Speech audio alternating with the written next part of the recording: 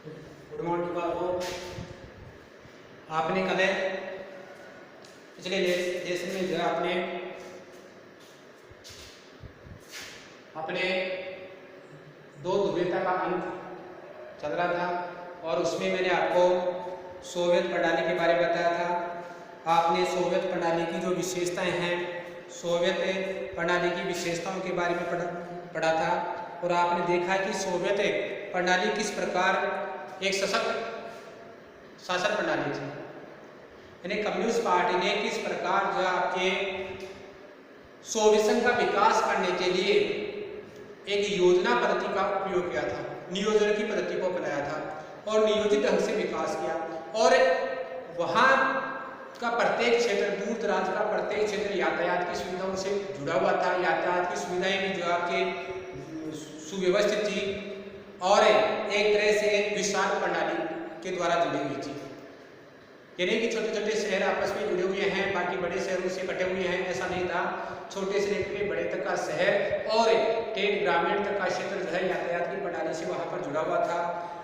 बेरोजगारी नहीं थी, उत्पादन जो आपके साम्यवादी व्यवस्था में होता था, समाजवादी व्यवस्था में होता था और घरेलू उद्योगों में जो आपके हर प्रकार की छोटी से लेकर के बड़ी तक की वस्तुएं, पिन से लेकर के कार तक की वस्तुओं का उत्पादन होता था। अब बात यहाँ की है कि ऐसी व्यवस्था होते हुए भी सोवियत संघ का विघटन कैसे हो गया, सोवियत प्रणाली धराशायी कैसे हो गई, सोवियत संघ का विघटन कैसे हो गया, अर्थात सोवियत संघ टूट कैसे गया, सोवियत संघ टूट कैसे गया, या यूं कह सकते हैं कि सोवियत प्रणाली का अंत कैसे हो गया। तो सोवियत संघ कैसे टूट गया, तो इसके लिए देखो आपके सोवियत प्रणाली में कुछ दोष थी।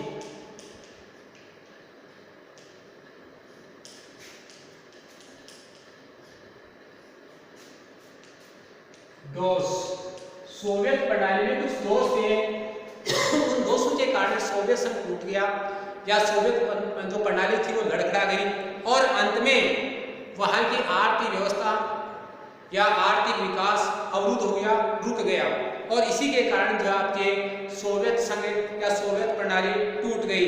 तो ये सोवियत प्रणाली के दोष थे, कमियां, जिनको कह सकते हैं आप कमियां कह सकते हैं, सोवियत प्रणाली के दोष या कमियां। तो देखो आपके कमियां, कमजोरियां ये है आपकी इसमें। तो इसमें पहला दोष क्या है, तो देखो आपके सबसे बड़ा दोष तो जो है सोवियत प्रणाली का, इसका सबसे बड़ा दोष था, सबसे प्रथम जो कमजोरी थी वो कमी या कमजोरी जो आपकी क्या थी, आपके वहां की नौकरशाही का था। क्या था कि नौकरशाही का शिकंजा शासन की सभी व्यवस्थाओं पर कसता जा रहा था। तो सोवियत प्रणाली पर नौकरशाही का पहला दोष क्या था कि सोवियत प्रणाली पर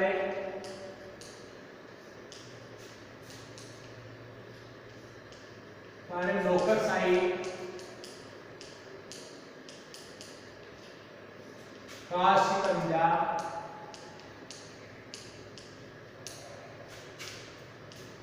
कसता जा रहा था। सोवियत प्रणाली पर नौकरशाही का शिकंजा जो आपके कसता जा रहा था। अभी मैंने आपको पहले बताया था सोवियत प्रणाली की जो खूबियां थी, तो सोवियत प्रणाली में शुरुआत में ये सारी जो आपके खूबियां विद्यमान थी, लेकिन धीरे धीरे क्या होता गया, सोवियत प्रणाली में कमजोरियां आती गई। शुरू में नहीं थी दोष, ये बाद में जाकर क्या गए, बाद में चलकर क्या गए, क्या हुआ कि सोवियत प्रणाली में पहले नौकरशाही जो आपके जनसेवा के रूप में, जनसेवक के रूप में कार्य करती थी, अपने दायित्व को निभाती थी, अपने दायित्व के अनुसार जो है वो कार्य कर रही थी। लेकिन आगे चल करके धीरे धीरे सोवियत प्रणाली में क्या हुआ, नौकरशाही जिसको कहते हैं, एक तरह से तानाशाही ने अपने उत्तरदायित्व का पूरी तरह से पालन नहीं करना और अपने आप को शासक बताना, या ये कहना या ये समझना, ये महसूस करना कि हम ही शासक हैं। इस प्रकार की जो अहंकार के भाव है वो नौकरशाही में आ गए और इस कारण जो है आपके जनता का जो विश्वास था, जनता का जो आपके नौकरशाही पर विश्वास था वो विश्वास कम होता चला गया। जनता जो है आपके जनता के प्रति नौकरशाही उत्तरदायी नहीं रही, तो जनता भी जो है आपके नौकरशाही पर विश्वास नहीं करने लगी, उसका समर्थन जनता का नौकरशाही से चला गया, उठ गया।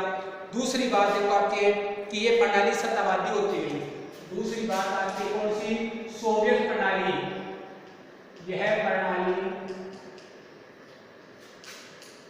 सत्तावादी होती चली गई, सत्तावादी होती चली गई। पहले जो आपके सोवियत प्रणाली थी उसका कार्य था सामाजिक समानता स्थापित करना, साम्यवाद की स्थापना करना, लेकिन आगे चल करके शासकों में सत्तावादिता का भाव है वो आ गया। शासक ये सोचने लगे कि हम ही शासक हैं, यानी हर कार्य अपने आप को, हर व्यक्ति कर्मचारी अपने आप को सत्ताधारी समझने लग गया कि हम सत्ताधारी है। और जब शासन है सत्ताधारी हो गया तो जो है आपके नागरिकों का जीवन है, शासन जो आपके ये प्रणाली सत्तावादी होती चली गई और नागरिकों का जीवन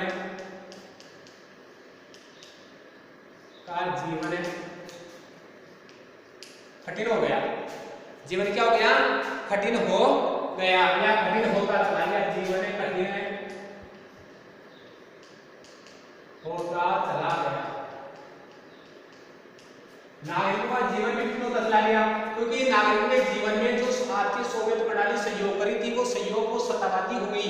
जब नौकरशाही सत्तावादी हो गई, शासन व्यवस्था सत्तावादी हो गई, तो ऐसे में नागरिकों के हित में या नागरिकों के लिए कार्य करने वाला नहीं रहा कोई, और नागरिकों का जीवन है वो क्या हो गया आपके धीरे धीरे कठिन होता चला गया।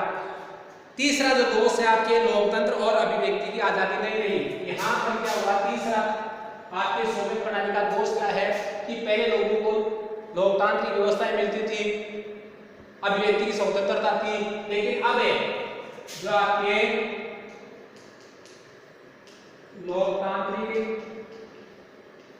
लोकतांत्रिक व्यवस्था है, लोकतांत्रिक आजादी है वो नहीं रही। तो लोकतंत्र कहना मुझे समझे, लोकतंत्र और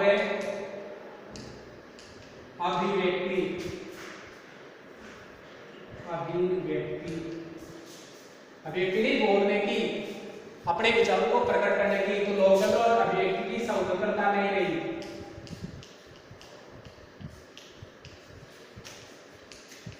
इसका परिणाम ये हुआ है कि लोगों को न तो जो है लोकतांत्रिक अधिकार, स्वतंत्रता, समानता इस प्रकार के अधिकार थे वो नहीं रहे, और लोगों को अपनी सरकार को चुनने की भी का विकल्प भी नहीं रहा, क्योंकि उन्हें कम्युनिस्ट पार्टी को वोट देना पड़ता था। एक ही पार्टी कम्युनिस्ट को वोट दे सकते थे, सरकार बदलने का भी अधिकार नहीं रहा उनके पास में। दूसरी बात, अभिव्यक्ति अपने विचारों को व्यक्त करने की स्वतंत्रता नहीं रही, इसलिए सरकार का कोई विरोध करना चाहिए तो वो स्वतंत्र रूप से नहीं कर सकता था। इसलिए लोगों ने क्या रास्ता अपनाया? लोगों ने सरकार की नीतियां हैं, सरकार के कार्य हैं, उनका विरोध करने के लिए चुटकुले, या तो चुटकुलों का उपयोग किया या कार्टून बनाना शुरू कर दिया। तो चुटकुलों और कार्टून के माध्यम से ही लोग क्या करते थे? सरकारी तंत्र का विरोध कर सकते थे, सरकारी नीतियों का विरोध करते थे। बाकी अभिव्यक्ति की स्वतंत्रता उनके पास नहीं रही कि जैसे अपने विचारों को लिख करके, बोल करके, सभाओं के माध्यम से, आदि के माध्यम से वो क्या करे? प्रकट करे या सरकार का विरोध करे। ऐसा करने का, आंदोलन, धरने, प्रदर्शन करने का उनको अधिकार नहीं रहा। यानी लोकतंत्र में जो भी विरोध करने के, शासन का विरोध करने के हथियार होते हैं, उनका अधिकार उनको नहीं रहा। इसलिए वो सरकार की नीतियों का या सरकार के कार्यों का विरोध करने के लिए किसका उपयोग करते हैं? चुटकुलों का और कार्टून बना करके उनके आधार पर विरोध कर सकते थे। तो आजादी चली गई इसकी, इसलिए भी लोगों की ने देखा कि सोवियत प्रणाली ठीक नहीं है, उचित नहीं है।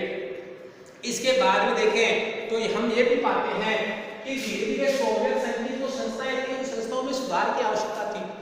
जैसे जैसे समय बीतता जाता है संस्थाओं में सुधार की आवश्यकता होती है, लेकिन वहां पर सुधार नहीं हुआ।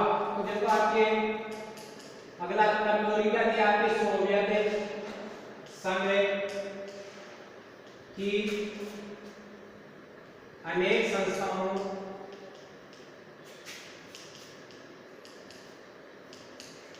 में सुधार की आवश्यकता थी।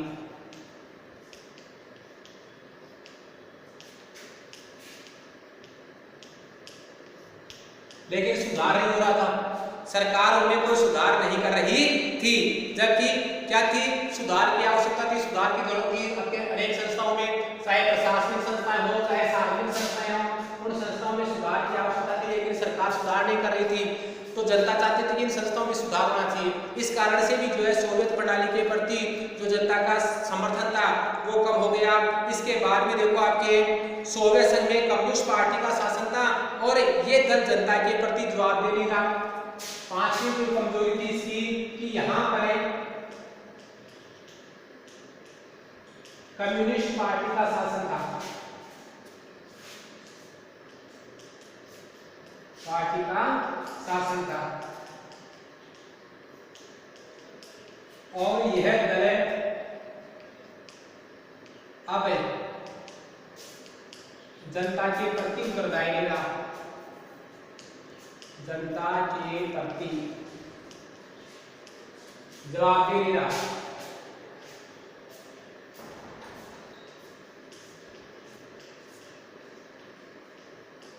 अर्थात पहले कम्युनिस्ट पार्टी सोवियत प्रणाली में शुरुआती समय में कम्युनिस्ट पार्टी जनता के प्रति जवाबदेह थी, उत्तरदायी थी और बाद में इसने क्या किया, अपने जवाबदेहिता से अपना मुंह मोड़ दिया। अर्थात तो जवाबदेह नहीं रही, अर्थात जनता के प्रति उत्तरदायी नहीं रही। जो भी कार्य होते थे, कमजोरियां रहती थी, उनको जनता के ऊपर ही डाला जाता था। और अब है और यह पार्टी अब जो है आपकी और अभी यह जनता के प्रति उत्तरदायी नहीं रही। कौन? Communist party. तो अब जनता के प्रति उत्तरदायी नहीं रही, जबकि होना क्या चाहिए, जनता के जो कार्य हैं वो जनता के कार्यों को कम्युनिस्ट पार्टी को करना चाहिए, लेकिन वो जो है मनमाने तरीके से करने लगी। शासन पर पूरा अंकुश जो आपकी किसका था? कम्युनिस्ट पार्टी का ही था। तो इससे इसका भी परिणाम ये हुआ कि सोवियत संघ विघटन की ओर चलता गया, सोवियत प्रणाली जो आपके अंत की ओर चलती गई। इसके बाद में ये सब कुछ होने के बावजूद भी देखो आपके कि एक अन्य कारण सोवियत संघ का मनमानी था आपके कि 15 गणराज्य थे सोवियत संघ के, 15 गणराज्यों में रूस एक राज्य था, एक था। 15 गणराज्यों में रूस भी क्या था? इसके एक राज्य था और हर मामले में रूस का प्रभुत्व था और हर मामले में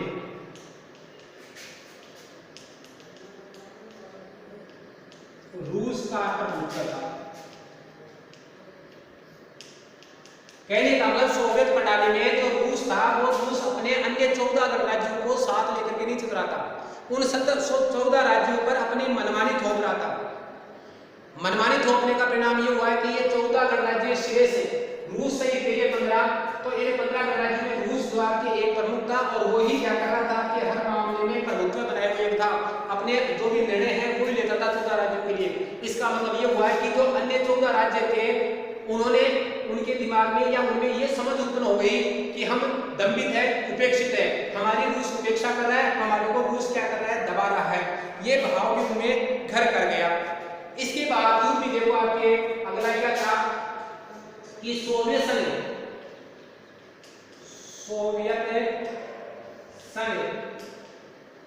अपने संसाधनों का एक बड़ा भाग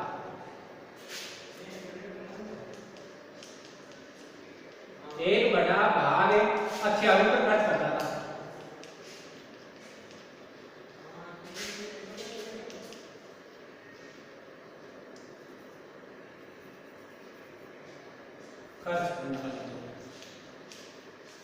यानी सोवियत संघ जो है अपने जितने भी संसाधन, चाहे आर्थिक संसाधन मान लो, चाहे अन्य प्रकार के संसाधन मान लो, इन संसाधनों का एक बड़ा भाग क्या करता था? आपके हथियारों पर खर्च करता था। और हथियारों पर खर्च करने के कारण जो आपके अन्य कार्य नहीं हो पा रहे थे, सामाजिक हित के कार्य, सामाजिक सेवा के कार्य, जिसमें आपके मूलभूत सुविधाएं हैं, उन क्षेत्रों में जो आपके सोवियत संघ क्या होता जा रहा था? पिछड़ता जा रहा था। जनता को मूलभूत सुविधाएं जो आपके उपलब्ध नहीं हो रही थी, खाद्यान्नों की कमी हो रही थी, ये ऐसी बातें थी जिनकी वजह से भी जो है आपके सोवियत संघ या सोवियत प्रणाली का अंत हुआ। या तो यहाँ पर सोवियत संघ अपने संसाधन, जो भी आपके उसे आर्थिक संसाधन थे या आपके अन्य जो प्राकृतिक संसाधन थे, उनका उपयोग जो है वो किस पर करता था? हथियारों के निर्माण पर। क्योंकि उस समय शीत युद्ध चल रहा था। शीत युद्ध के दौर में सोवियत संघ और संयुक्त राज्य अमेरिका में जो है आपके हथियारों की होड़ थी, उस होड़ के कारण ये अपने संसाधनों को क्या कर रहा था, आपके हथियारों के निर्माण में खर्च कर रहा था। इसके अलावा भी देखो आपके सोवियत संघ अपने नागरिकों की जो आकांक्षाएं हैं वो पूरी करने में भी जो है आपके सफल नहीं हुआ। अगला जो कारण था, ये सारे कारण होने के बावजूद भी जो है आपके क्या होता, हो सकता है सोवियत प्रणाली बनी रहती, लेकिन वहां के नागरिकों की जो आकांक्षाएं वो भी पूरी नहीं हो पा रही थी।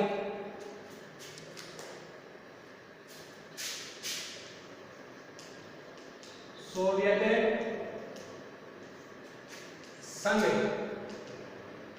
अपने नागरिकों की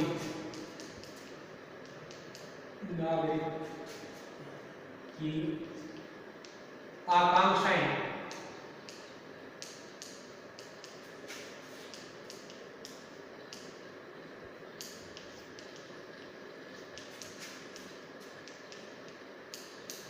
वो अपने नागरिकों की आकांक्षाएं पूरी नहीं कर पा रहा था। कौन कौन सी आकांक्षाएं?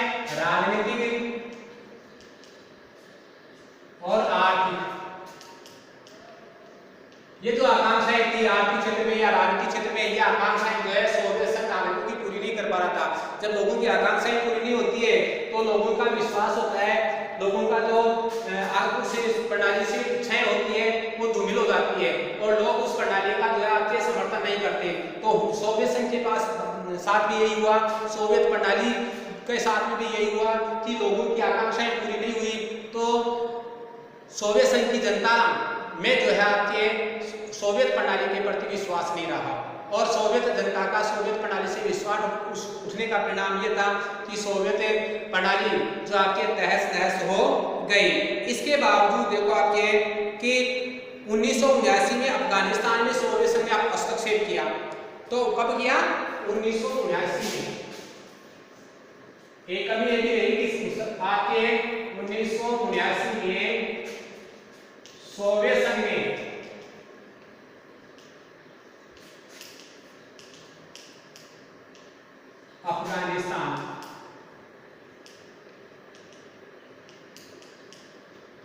अफगानिस्तान के मामले में हस्तक्षेप किया, अफगानिस्तान में हस्तक्षेप किया और वहां एक छोटा सा युद्ध भी लड़ा गया, है ना। तो अफगानिस्तान में आपके हस्तक्षेप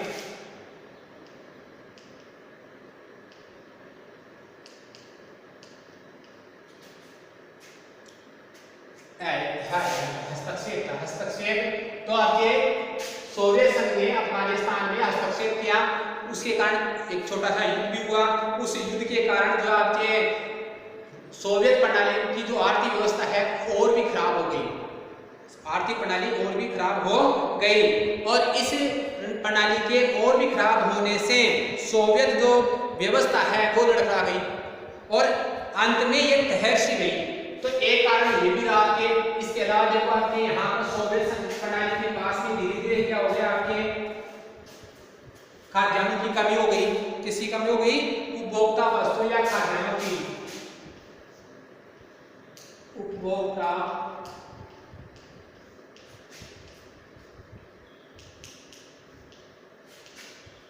ये भी एक कारण था कि उपभोक्ता वस्तु की कमी हो गई। उपभोक्ता वस्तु की कमी होगी तो लोगों को उपभोक्ता वस्तुएं नहीं मिल पा रही थी।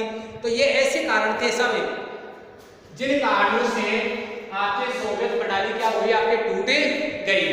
हालांकि मैंने बताया था कि आपके अगर अफगानिस्तान के साथ हस्तक्षेप नहीं करता तो भी उसकी आर्थिक व्यवस्था तो ठीक रहती, लेकिन जो कुछ आर्थिक व्यवस्था थी उसकी वो अफगानिस्तान में हस्तक्षेप करने, अफगानिस्तान के हस्तक्षेप युद्ध हुआ, युद्ध के कारण उसकी आर्थिक व्यवस्था थी वो लड़खड़ा गई, आर्थिक व्यवस्था लड़खड़ा गई और अंत में वो ठहर सी गई।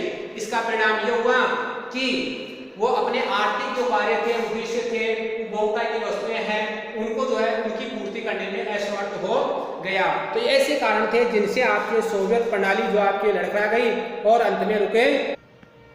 अब देखो आगे आपके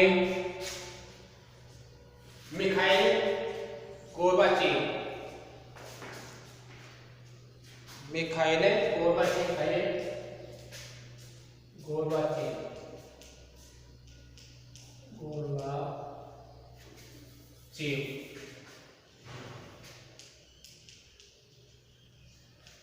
और सोवियत संघ।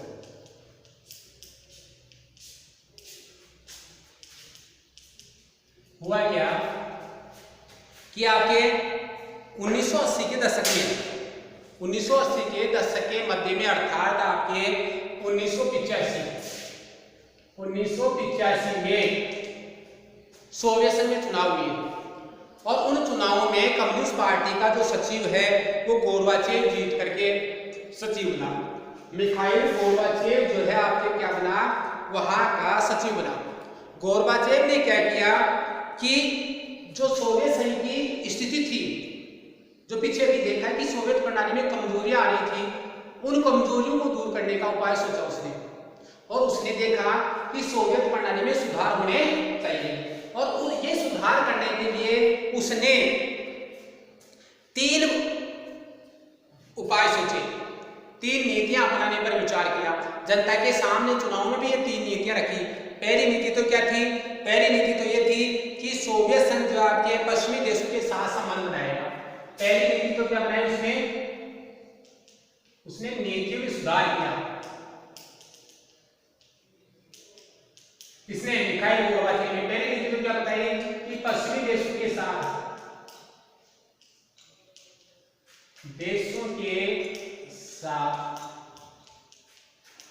संबंध सुधारना, कि सोवियत संघ पश्चिमी देशों के साथ जो संबंध कटु बने हुए हैं, शीत युद्ध का दौर चल रहा है और जो संघर्ष चल रहा है, इसको समाप्त करने के लिए वो क्या करेगा, आपके पश्चिमी देशों के साथ अच्छे संबंध बनाएगा। यूरोप के जो पश्चिमी देश है उनके साथ में क्या करेगा, अच्छे संबंध बनाएगा। दूसरी बात, उसने सोवियत संघ को लोकतांत्रिक रूप देने की का भी वादा किया। सोवियत संघ को क्या किया, आपके लोकतांत्रिक रूप देने का,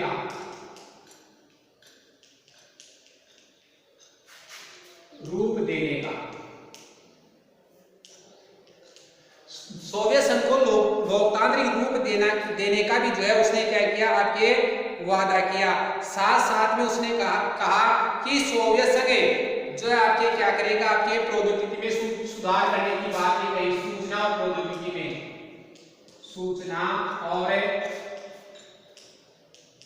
प्रौद्योगिकी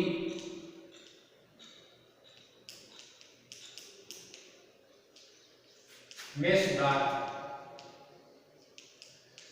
सूचना और प्रौद्योगिकी में सुधार, ये तीनों कार्य करने का उसने आपके जनता से वादा किया। और परिणाम ये हुआ है कि मिखाइल आपके गोर्बाचेव को जनता का बहुमत मिला और वो जो है आपके कम्युनिस्ट पार्टी का महासचिव चुन लिया गया।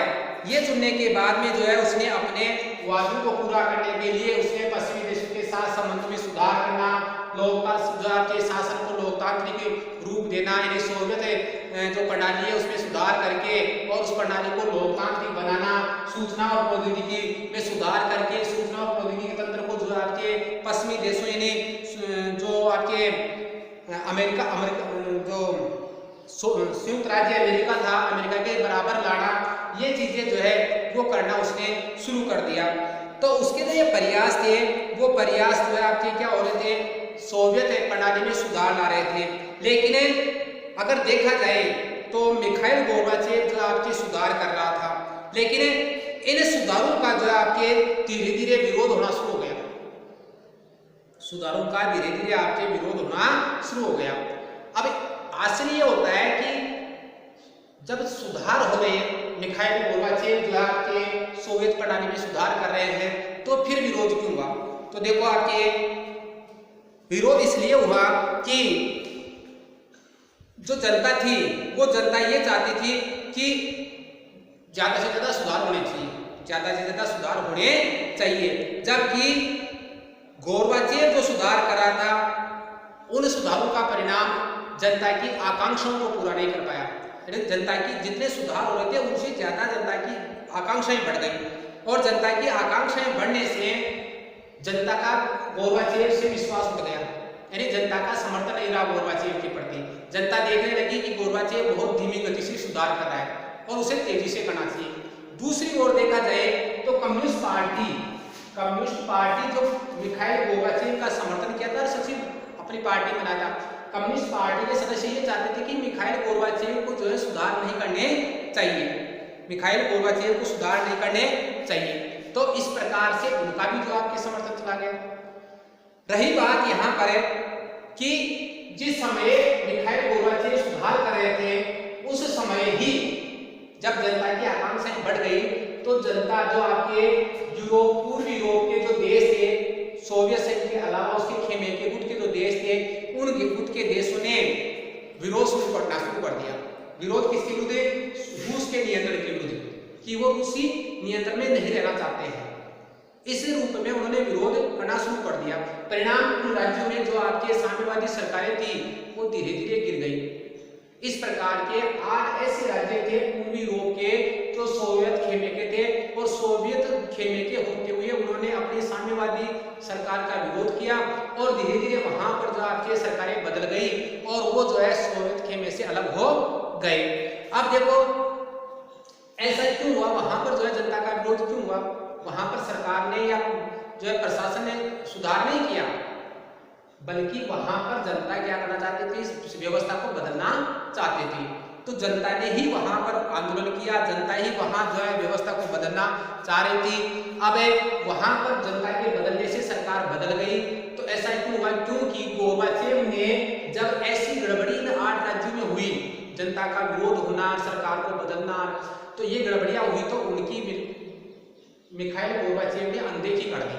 यानी पिछली जो सरकारें जिस प्रकार के कठोर कदम उठाती थी इन गड़बड़ियों के विरुद्ध में, वैसे कठोर कदम मिखाइल गोर्बाचेव ने नहीं उठाए। परिणाम ये हुआ कि सोवियत खेमे के इन देशों में सरकारें बदल गई, और इन 8 देशों में जब सरकारें बदल गई और वो स्वतंत्र हो गए, तो सोवियत संघ के अंदर के जो देश है उनमें भी क्या होना शुरू हो गया? हलचल होना शुरू हो गया।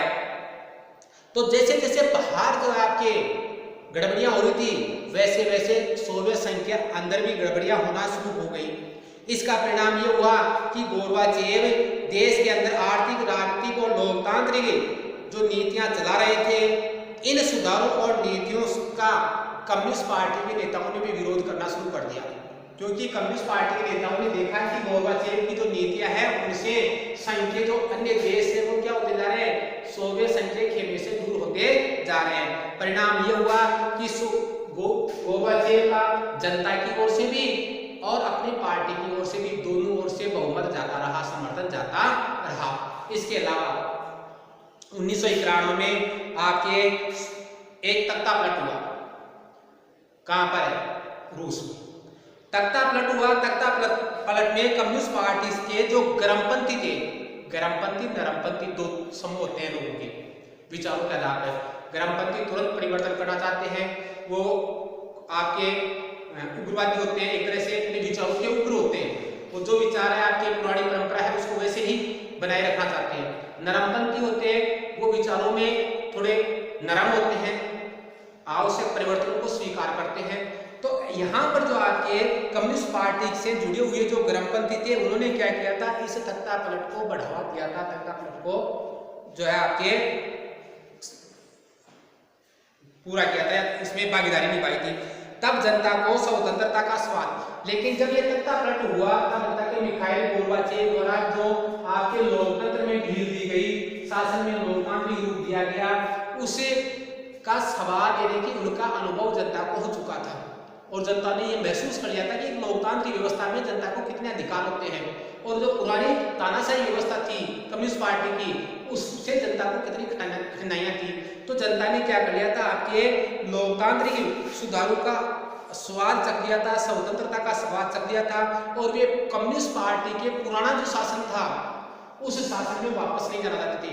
1985 से पहले जो कम्युनिस्ट पार्टी का शासन था, जो नियंत्रण था, वैसे नियंत्रण में जनता वापस नहीं रहना चाहती थी। अब देखो ये 1991 में जो तख्ता पलट हुआ था सोवियत संघ के रूस में, वहां पर इस तख्ता पलट में एक व्यक्ति था आपके येल्त्सिन।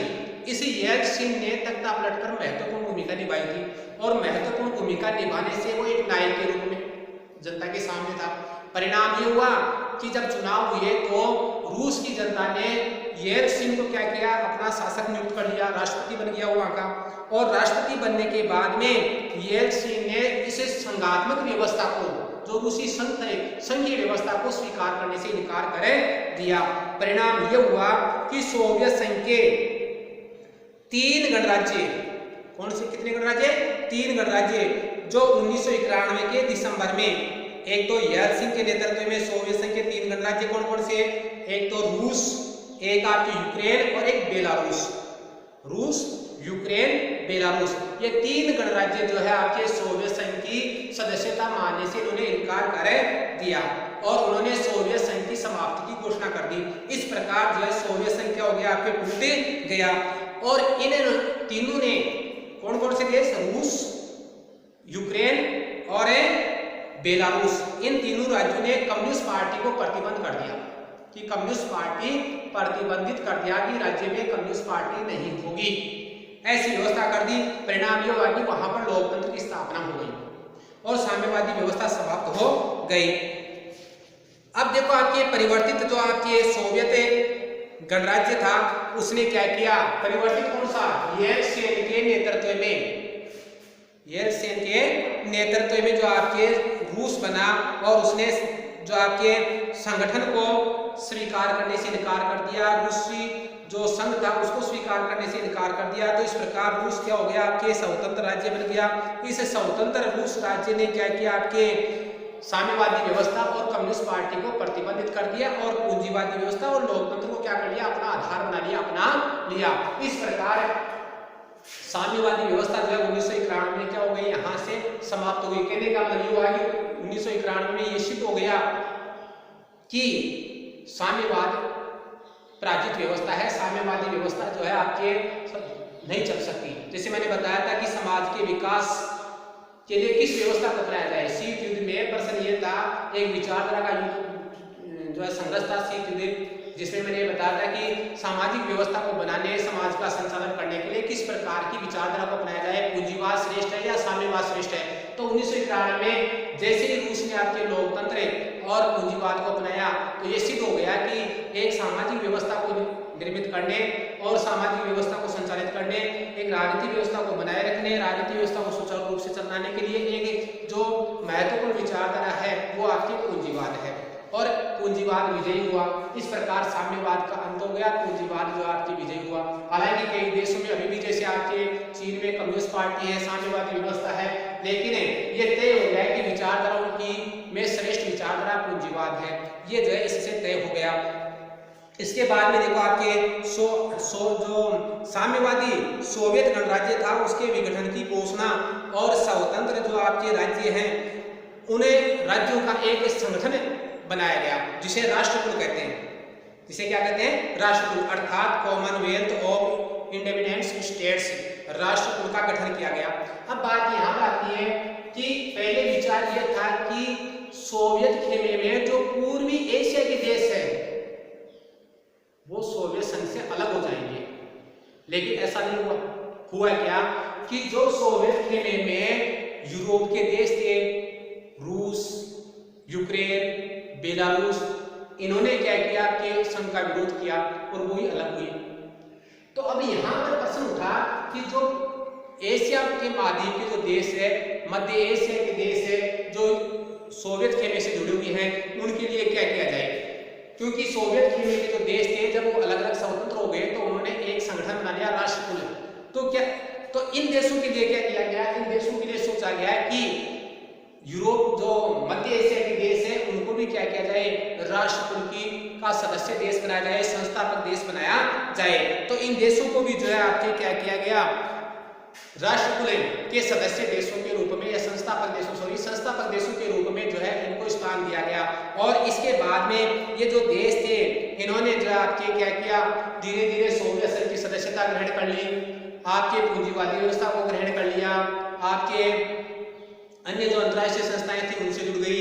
अब जब सोवियत संघ विघटित हो गया तो उसका उत्तराधिकारी किसको बनाया गया? तो सोवियत संघ विघटित हो गया, टूट गया। तो टूटने के बाद में रूस को क्या किया गया? आपके रूस को सोवियत संघ का उत्तराधिकारी बनाया गया।